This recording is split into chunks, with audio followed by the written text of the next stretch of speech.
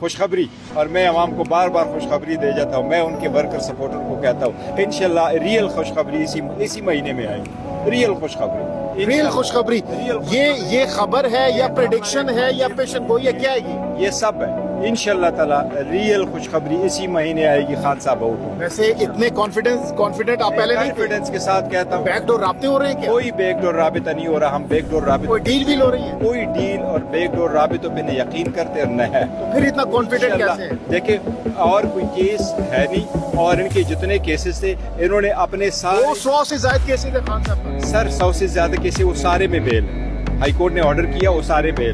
Barrister گوہر علی خان صاحب، یہ بتائیے گا کہ آج الیکشن کمیشن میں آپ لوگ پیش ہوئے ہیں، کیا تجاویز آپ لوگوں نے دی ہیں؟ کیا پی ٹی آئی کے اوپر جو سختیاں ہیں، جو اس وقت ریسٹرکشنز ہیں، جو جلسے کے حوالے سے آپ لوگوں کو خدشات ہیں، کیا اس پر بات ہوئی ہے؟ کیا اجازت ملی ہے پی ٹی آئی کو جلسوں کی؟